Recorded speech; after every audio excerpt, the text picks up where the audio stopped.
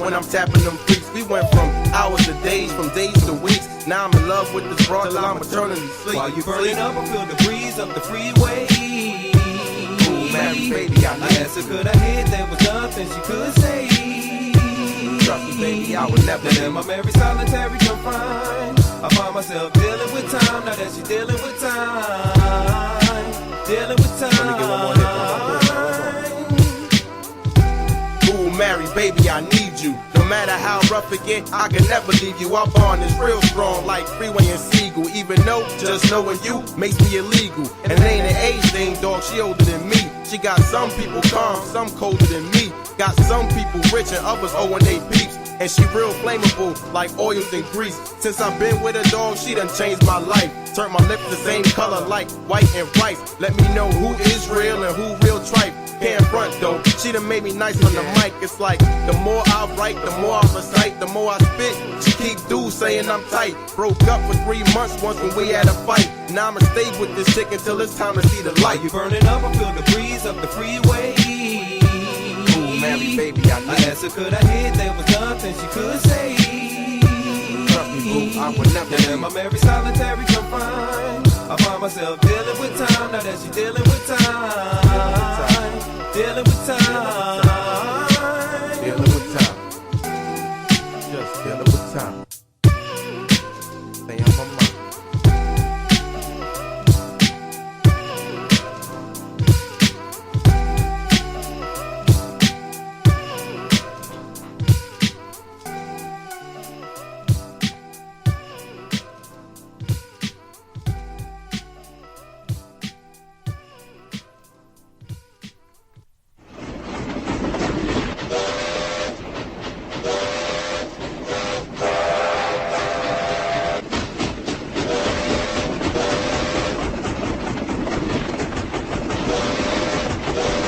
And you are back with the Underground Railroad Show with thatninja.com, live from the Man Cave Studios, broadcasting on WSME. Thank y'all for rolling with me, man. A little bit later than I normally get it off. But again, man, like I said, thank you to everybody that's in the chat room. Thank you to everybody that's listening that doesn't get in the chat room. And thank you to the on-demand listeners who don't really give a damn that it's late right about now. So I'm going to keep doing my damn show. Thank y'all for listening, man. All right, man. Yeah, a little bit of chat up in there. Cuz asked him to see the only one here. He in the left coast, man. So you know it's early out there. All right, man. Thank y'all for rolling with me, man. Going through the draft, just discussing some of the things I saw in the draft, man. And again, just really surprised about that. Well, not surprised. That's a lie. Let me take that back. Disgusted and once again shaking my head at the media and their lack of integrity, as much as they claim to have integrity and claim that character is a big deal to them. Disgusted in the fact that they didn't even bother to bring this up, but they're constantly trying to convince us that people are bad guys and have questionable character and should be looked at cautiously when it comes to them as draft picks because of some type of personal issue they may have with them or the people that are around them because they don't look and or act like people that they grew up with. And that is enough for a guy to be downgraded and or lose money in a draft, but you can go to prison as a colonizer and it can not affect you at all. As a matter of fact, it can become beneficiary as a part of your story and or folklore. And they'll talk about it after the fact and say what a comeback story it is, but before the fact, they weren't going to talk about it and hurt them in the draft. And this type of thing is constant, man. It's reoccurring. It's like the sun coming up in the morning, water being wet, grass being green, the sky being blue. It's just what they do. And I just like people to recognize that. And really, at the end of the day, just kind of notice how there's a lack of morality in people that constantly question the morality of others. Constantly, man. Constantly. People let me know they still listening, man, and handling business, rolling and stuff like that. But y'all crazy up in there. Oh, wait a minute. From Sluggo. Sluggo says, now, Cal Ward to everybody talking shit about Ball Senior. Shaking my head. You know what, Sluggo? You know what, Sluggo? You know what? Great point, man. Great point. I'm glad you brought that up. I wasn't going to talk about that much, man. Let me get my little quick opinion on Ball Senior and everything everybody's saying about it. Okay, let's see.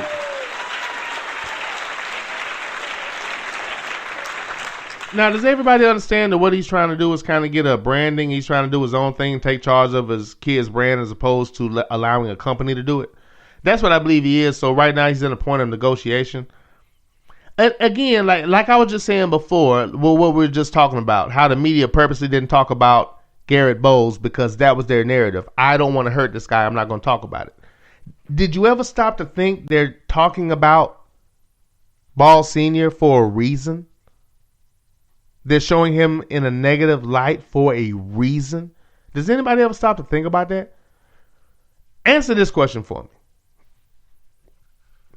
And you know what I'm saying? And stop and think about it. When's the last time you heard positive news coverage about any black parent of an athlete that had anything to say against the mainstream narrative? Anybody that wasn't, put it like this, before I go that far. When's the last time you heard something positive about somebody's father that was involved in their process? They had bad things to say about Earl Woods. They had bad things to say about Richard Williams, one of the greatest tennis coaches that ever lived. They had terrible things to say about both of them for telling the truth about things they didn't want to hear. They always are going to show black men in a bad light. They want you to be submissive. They don't want you to take charge of your kids' lives. They want you to give that responsibility to one of their friends who in turn will have him talk to them or feed them information from the quote unquote unnamed sources. Motherfucker. There's a reason why they're saying he cost them this money. He's doing this. He's costing them millions of dollars. They want that to be the narrative, so other men will shut up, get out the way, and allow whatever white dude that they want to represent their child to represent them. Even when I remember Kellen Winslow Jr. had professional agents that were black that got deals for a lot of big players, a lot of people are talking about them like in a negative light, as if they're the only agents that played hardball or tried to get money for their client. What he's doing is called branding in business. It's not starting out right away, but again, why are they talking about him? Because they want him to look bad. They want to say, this is not what you do. You shut up, go with the flow, and let us decide how we want your son or your child to be promoted. He's saying, fuck that. I'm going to take charge of this. We're going to control what we're doing. We're not going to let you do it. So right now it's a negotiation. As far as and again, when you have a contract coming and people seem to agree he's going to be no later than the second pick in the draft of guaranteed money from the NBA, he has money coming. What has he cost him? That's called leverage. I have an NBA contract coming. I don't have to jump at what you throw at me. I have the ability to sit you out.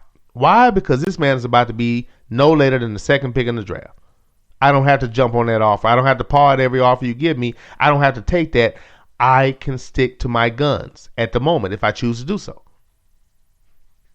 But they're not talking about that side of it. They're just trying to show him in a negative light because, again, that's what they do to ninjas. If you're a colonizer, you get a pass. If you're a ninja, they get in your ass. They don't want you to be aggressive and taking over your child's career and speaking up for them like a Richard Williams, like a Earl Woods. They want you to shut the fuck up, let them talk about your child in the manner they want to, as if they're more qualified to do it. And they want you to play the background and hire somebody that looks like them to talk about your kid and or teach them or train them and or handle their money and or manage them. That's what they want. So they're not going to like Mr. Ball. They're not going to like him. And that's the reason why you're getting this type of coverage. That's why you're getting this type of coverage about it. That's my particular opinion anyway. Thanks for bringing that up, man. I wasn't thinking about that, man. From Sluggo, go to prison and is seen as a redemption story. And of course, every team knew about it. That's the other thing. Every team knew about it too. And nobody was leaking it saying he's not high on our draft board because he's been to prison. And if they did, nobody mentioned it. So, I mean, it's something. From That Bad DJ, I just watched Willie McGinnis be outnumbered as two white counterparts in the NFL Network segment discussing the label great next to Alex Smith. Great? What? Motherfucker. NFL Network is doing that top 100 for 2017. Smith came in at 81. Motherfucker. What? and McGinnis was treated like he was blasphemous for saying Alex Smith isn't a great quarterback. Well, shout out to Willie McGinnis for being a fucking man.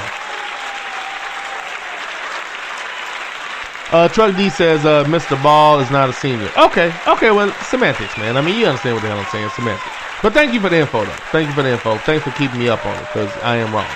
From That Bad DJ, how can they bring up his wins but ignore Kaepernick's wins or the black quarterbacks? Yeah, there's that. I mean, they don't give a damn about what Kaepernick did, man. They don't give a shit. From Sluggo, that's exactly what he's trying to do. Build a brand from the bottom up. Unless a great offer is made, ninjas are used to building, so it's all foreign. And seems as if what Ball wants is the worst thing imaginable. Yeah, because it's abnormal and they're hearing nothing but negative talk about it. Nothing but negative talk. You know what I'm saying? So that's the reason why it's abnormal. He's not taking the deal. And again, man, we ninjas is just so quick to say, yeah, you stupid, shut the fuck up. Why are you talking? I mean, that's just our favorite thing. It's just what we do. It's a damn shame, but it is what it is. From That Bad DJ, that's because the black man is the devil. But black women are acceptable for praise because black women have a history of being nurturing to white children during slave times. Never mind not going there. You already did. Very true. Alex Smith. Wow. Something else, man. Something else. But yeah, I forget his first name was the reason why I was calling him Ball Senior or Mr. Ball. But I forgot his damn first name. That's the reason why I was doing that. But thanks for the correction, Truck. And stay out the phone, man. You driving, Ninja. From G Money Jordan, Alex Smith played with excellent defenses in San Francisco and Kansas City, but wasn't good enough to take those teams to the next level, even with Tyreek Hill.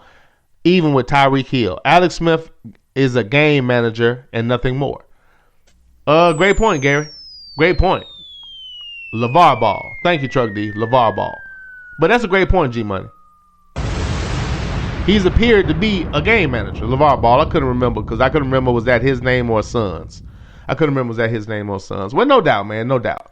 But LeVar Ball, man, I understand what he's doing is business, but he's being shown in a negative light because they don't even want a ninja. That's why they talk about Vince Young hiring his family. They want you to hire their friends. And when you don't, you kind of get attacked for it. And rumors get started about you. And they say your family is making your decisions and you're stupid. When white dudes do that, they say they're empowering their friends. LeBron did it, and they criticized him for it initially. Now they kind of have to either give him credit for it or just shut the fuck up about it because they're all successful in what he did. His plan worked.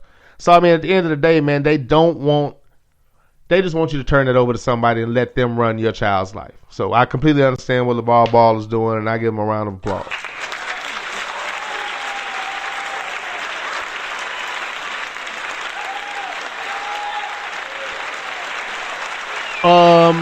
Man, that can't be right. I'm just hoping what I see is a typo. From That Bad DJ. Surely this shit isn't true. From That Bad DJ. Yeah, I'm looking. This can't be right. I'm clearing my eyes, man, just to make sure I'm seeing what I'm seeing.